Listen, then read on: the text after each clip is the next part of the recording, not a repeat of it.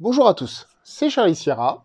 Bienvenue sur la chaîne Prépa Concours Police Municipale. Donc aujourd'hui, on va voir un sujet où au début je pensais que c'était plus pour les chefs de service, mais il s'avère, j'étais dans le faux parce que avec des retours sur le forum, cette question-là, donc les droits et les devoirs des fonctionnaires, est revenue sur certains oraux de gardiens. Donc, il est important pour vous qui voulez devenir fonctionnaire ou qui êtes déjà fonctionnaire de savoir quels sont vos devoirs et ce que vous devez à votre administration. Allez, on va voir ça tous ensemble. Donc, les droits des fonctionnaires.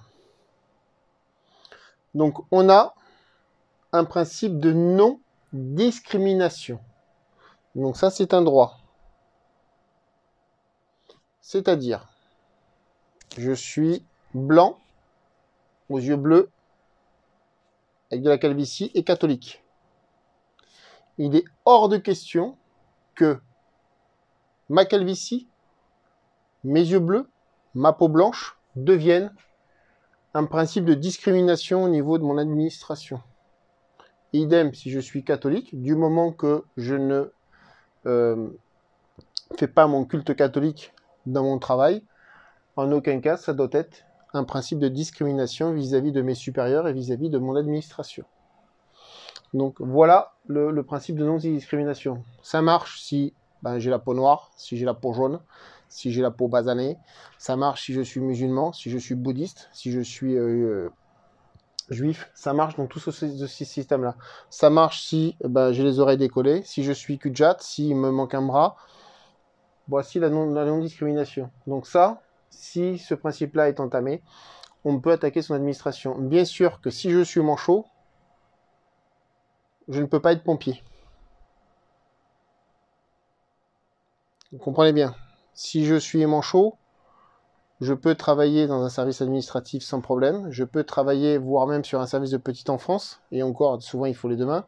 Donc voici ça, c'est pas retenu comme un principe de discrimination. Parce que vous ne pouvez pas remplir les tâches à 100% qui sont dévolues dans la fiche de poste. Le droit à la rémunération. Tout travail mérite salaire. Donc on travaille, il est normal qu'on soit payé. Ça, c'est assez simple pour comprendre. Le droit syndical. Donc à chaque fois, vous avez vu, je vous ai mis je m'écarte un peu, je vous ai mis tous les articles qui correspondent. Donc le droit syndical, c'est, j'ai le droit d'être syndiqué. J'ai le droit de me réunir, donc ça c'est pris sur le temps de travail aussi, il faut le savoir. On a on a le droit pendant le temps de travail d'aller à des réunions syndicales. Il suffit de remplir le papier, d'avoir le droit d'absence justifiée. Le droit de grève, ça se fait pas n'importe comment.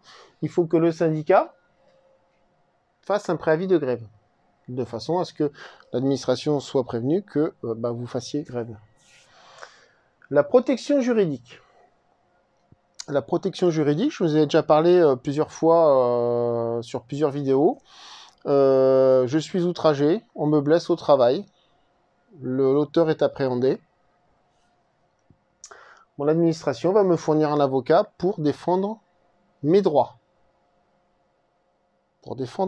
Mais la protection juridique vaut aussi si on m'attaque alors que par rapport à une mission que j'ai fait dans mon travail. C'est-à-dire que demain,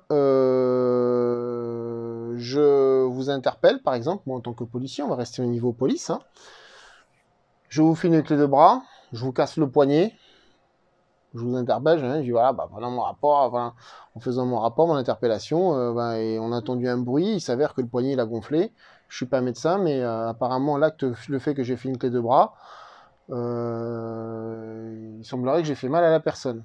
Je suis pas docteur, on vous envoie radio, quand vous avez fait la clé de bras, vous avez fracturé. Ça n'empêche pas que l'auteur est quand même coupable de ce qu'il a fait vis-à-vis du fait que je l'ai interpellé, mais cette personne va porter plainte contre moi.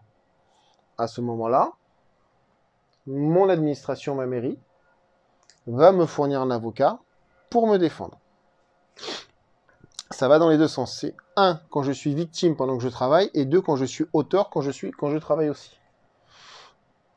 Ensuite, le droit à la formation. Alors pour nous, les policiers municipaux, c'est assez facile par rapport à d'autres filières de la fonction publique.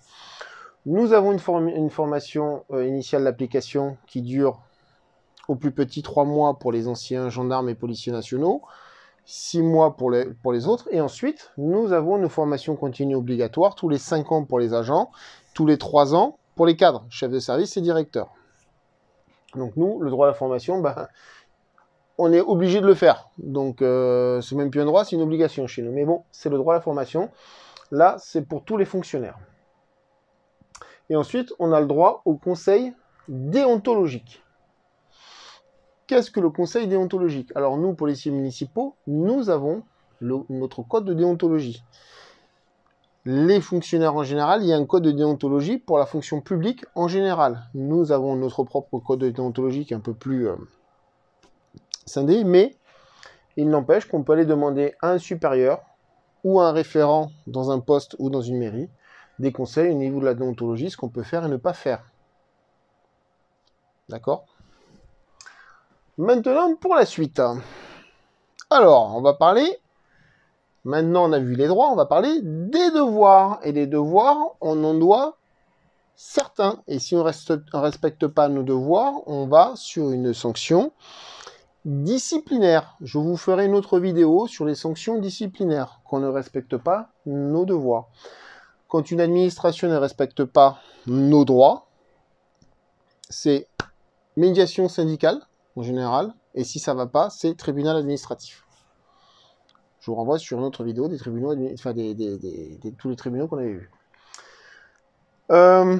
Donc, on a l'obligation de service.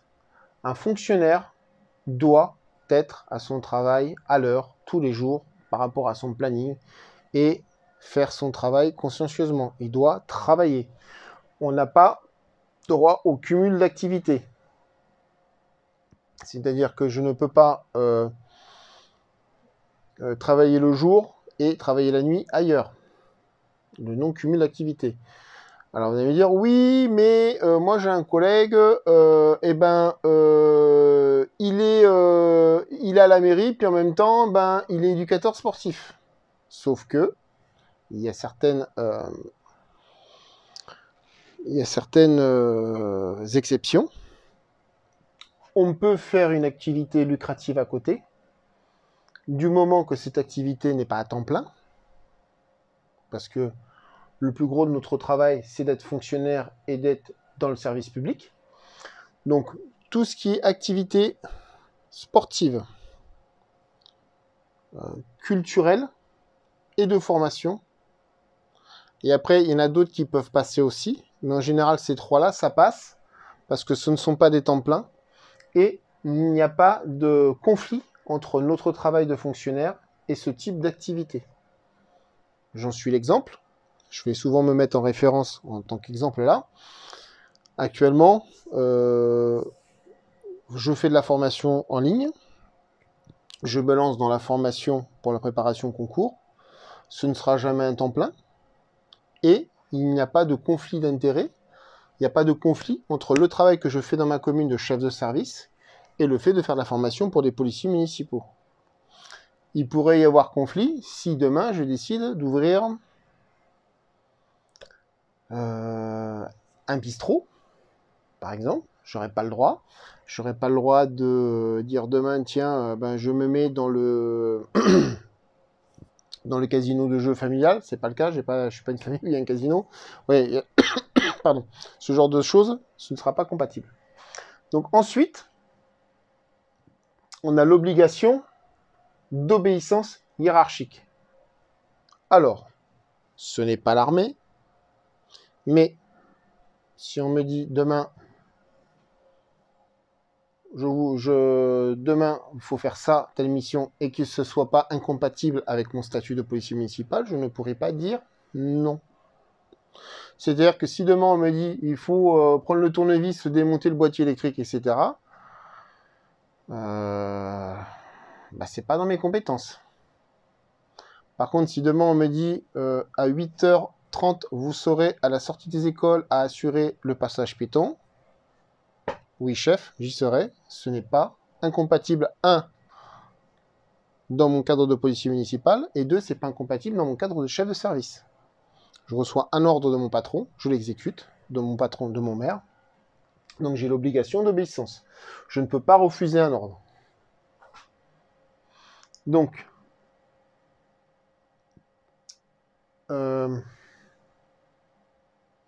nous avons l'obligation d'information publique. Je reviens sur l'obligation d'obéissance. Si l'ordre est manifestement illégal, donc contraire à la loi, on peut dire non. Et ça m'est déjà arrivé dans ma carrière de demander des ordres écrits pour bien prouver pourquoi je vais dire non derrière. Ça arrive malheureusement. Donc si l'ordre est contraire à la loi, on peut dire non. Et si ensuite l'ordre porte atteinte à la sécurité générale, à la sécurité publique, on peut dire non. C'est-à-dire que après derrière tout ça, il faut savoir écrire et savoir l'étayer. C'est-à-dire que si demain je reçois un ordre qui me dit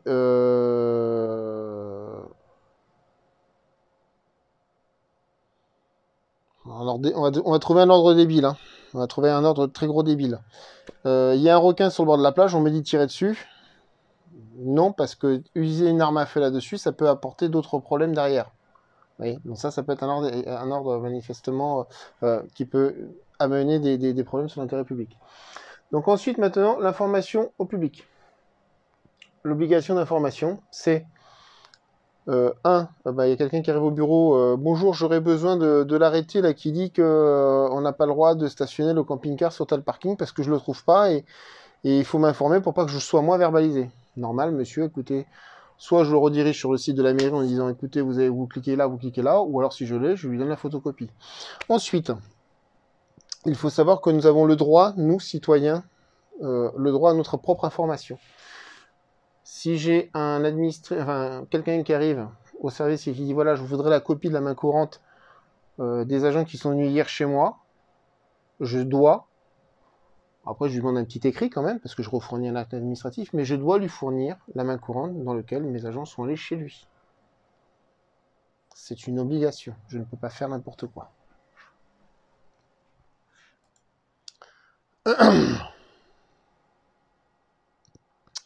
Donc maintenant, il y a également aussi les obligations morales. Et attention, là aussi, on retrouve des obligations au niveau du code de déontologie. Donc je vous renvoie aussi sur le livre 5 du code de la sécurité intérieure, il y a notre code de déontologie. Donc nous avons l'obligation de dignité. Dignité, c'est-à-dire la dignité dans le travail. C'est-à-dire qu'il faut être quand même bien, il faut être droit, il faut être digne de sa mission et de sa profession. Impartialité, tout le monde doit être traité pareil. Intègre, on ne se fait pas acheter. Probité. La probité va vous amener sur un seuil d'égalité pour traiter les gens vis-à-vis de la loi. On ne peut pas faire tout et n'importe quoi. La probité nous amène vers l'équité. L'équité et l'équilibre de ce qu'est notre société et de l'application que nous avons nous à faire de la loi sur les gens. Mais ça vaut pour tous les fonctionnaires, comme je vous dis, hein. L'obligation de neutralité. Je ne peux pas dire que dans ma mission, oui monsieur, vous aimez le rouge, lui il n'aime pas le bleu, bon bah c'est vrai, il a raison, le bleu c'est nul, le rouge c'est mieux. Exemple bête, mais c'est un peu ça. La neutralité, c'est je n'ai pas à commenter les décisions de ma commune. Il y a un arrêté, monsieur, voilà. Ouais, mais l'arrêté, écoutez, moi, je dois faire appliquer mon arrêté municipal. L'arrêté a été pris, signé par monsieur le maire. Il a été réfléchi Le maire signe ses arrêtés, hein, mais en général, selon certaines décisions, c'est réfléchi en conseil municipal. Donc voilà, moi, j'applique. Je n'ai pas à vous dire si c'est bien ou si c'est mal, monsieur. Tout ce que je vois, c'est que vous n'êtes pas conforme à mon arrêté municipal ou à la loi, hein, tout simplement. On en revient toujours à des choses assez qui ressemblent. Le principe de laïcité. C'est pas parce qu'il est juif ou musulman ou catholique ou protestant que moi je suis catholique que je vais faire du favoritisme ou que ça doit ressortir. Non. L'exemple bête, le mouton, si un mouton, il doit être égorgé dans un abattoir prévu à cet effet. Il ne peut pas être égorgé à la maison. Le principe de laïcité. C'est pas interdit d'égorger un mouton. C'est pas interdit. C'est pas interdit de le manger. Ceci étant, il faut le faire dans un cadre sanitaire réglementé. Je prends ça, j'essaie de trouver autre chose là sur le moment, mais on a les soucis, nous, sur le Biterrois, au niveau de la crèche. La crèche avec les santons, le petit Jésus dans la mairie, il ne faut pas qu'il y ait l'histoire. Donc, du coup, elle a été déplacée. C'est le principe de laïcité. La religion ne doit pas ressortir. Dans nous, notre choix de fonctionnaire. L'égalité de traitement, ça revient pareil à la même chose. Hein. Tout le monde doit être traité pareil. La prévention des conflits d'intérêts. Ça revient un peu à ce que je vous disais juste avant. Dans ma commune, au niveau du marché, nous sommes placiers. Je ne suis pas régisseur, je suis placier. Donc, le régisseur reçoit les sous. Je n'ai pas à être régisseur en tant que policier municipal. C'est pas conforme. Dans mon cadre de policier municipal, en tenue, etc., je ne peux pas être régisseur. Par contre, je peux faire le placement de mon marché. Demain, j'ai mon épouse qui fait les marchés. Je ne peux pas placer mon épouse parce que on peut partir du principe qu'il y a conflit d'intérêts. Mon épouse aurait une place alors que l'autre n'aurait pas. Même si on fait un tirage au sort, qu'est-ce qui prouve que je ne vais pas tricher au niveau du tirage au sort parce que c'est mon épouse, parce qu'il y a un conflit d'intérêts. Donc dans ces cas-là, si je me rends compte que moi il y a un conflit d'intérêts, ma réaction est de dire je ne prends pas la mission, j'informe ma hiérarchie, que ce soit mon chef de service ou mon maire, et je dis voilà, je me retrouve dans telle situation, je ne veux pas qu'il y ait un conflit d'intérêts, je vous demande à ne pas faire cette mission-là. Ça arrive, ça peut arriver moi en tant que policier, ça peut arriver à un responsable de service, ça peut arriver à un agent, ça peut arriver dans n'importe quel statut de la fonction publique. Là, ici. Donc, le secret professionnel. Le secret professionnel, c'est garder les informations, certaines choses professionnelles, de garder les informations. Surtout nous, dans un point de vue au niveau de la police municipale, d'un point de vue judiciaire. Le secret professionnel, c'est pas dire oh les gars, demain, on va y aller fort, hein. On va faire un contrôle routier là, on va se mettre au rond-point là, avec la gendarmerie, on va aligner tout le monde, on va faire souffler, à telle heure on y est, et on va cartonner. Non, ça on le dit pas. Automatiquement, il y aura personne sur le rond-point parce que dans le patelin, ça va se répéter et même plus loin. Donc ça, le secret professionnel, ça se dit pas. Dans ma carrière, j'ai dû garder certains secrets professionnels sur des individus que j'avais interpellés, sur des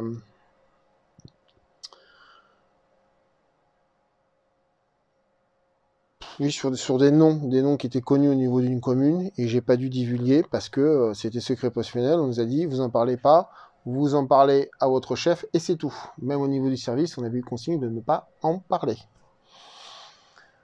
La discrétion professionnelle, qu'est-ce que c'est? Alors, c'est un peu similaire. Demain, vous m'amenez des papiers pour... Allez, j'organise une sortie scolaire. Il me faut des papiers de droits parentaux, etc. Et on m'amène un papier avec un divorce. Et là, je dis, tiens, ils sont divorcés, eux. Eh putain, Jean-Paul, t'as vu, un tel, ils sont divorcés. Non. Discrétion professionnelle, c'est ça. C'est-à-dire que je ne dois pas divulguer certaines informations. Mais ça vaut aussi au niveau des informations que j'ai au niveau administratif de mon service et aussi au niveau des informations personnelles des gens qu'on me fait passer. L'obligation de réserve. L'obligation de réserve, c'est je dois garder pour moi ce que je pense de mon administration et voire même de l'administration du gouvernement au niveau national. Je n'ai pas à dire du mal ou à dire ce que je pense. Si je dis du bien de ma mairie, je vais même reprocher de dire du bien de ma mairie. Si je dis du mal de ma mairie, on peut me le retenir. Voilà, c'est aussi simple que ça. Donc ça, c'est le droit de réserve. Si on me dit, et des fois, on se fait avoir. Je me suis fait avoir comme tout le monde. Voilà, c'est comme ça. Après, des fois, ça va pas loin, et des fois, ça peut aller très loin. Les obligations déclaratives. Alors là, c'est très très peu de fonctionnaires. Ce sont les cadres supérieurs de la fonction publique territoriale qui sont obligés de faire une déclaration de leurs revenus, un petit peu comme on voit pour les présidents de la République. Quand on se présente au présidentiel, on doit faire une obligation déclarative des revenus qu'on a. Ça sert. On en revient ici au niveau des conflits d'intérêts et on en revient par rapport au fait que le fonctionnaire ne doit pas avoir aussi certains cumuls de biens ou des choses qui peuvent être Il suffit que en même temps j'ai des parts dans une entreprise qui est dans l'agglomération que moi je vais gérer en tant que directeur général de service de l'agglomération. Il peut y avoir conflit. Donc d'où l'intérêt aussi de faire ces obligations déclaratives de façon à ce que le fonctionnaire territorial haut placé n'ait pas un conflit ou ne facilite pas certaines personnes. Voilà au niveau des droits et des devoirs des fonctionnaires. J'espère que ça vous a été utile. C'est le moment de vous abonner. Si vous en ressentez le besoin, c'est le moment aussi de cliquer sur rejoindre et de prendre le forfait à 29,99 où je vais vous coacher personnellement sur pas mal de petites choses que vous allez me demander. Rapports, questions, n'importe quoi. Les CV, les lettres de motivation, même quand vous avez réussi le concours. Si vous voulez simplement me dire merci pour le travail que j'accomplis, vous prenez le forfait à 9,99 €. Sur les 9,99 €, je vous rassure, je ne touche pas 9,99 €, je ne touche que 5,85 €. Vous voyez, je suis assez transparent là-dessus. Tout ça, ça passe par YouTube. Vous pouvez toujours nous rejoindre aussi sur le forum Facebook avec le lien qui est juste en dessous. Sur ce, je vous dis à bientôt et bonne révision.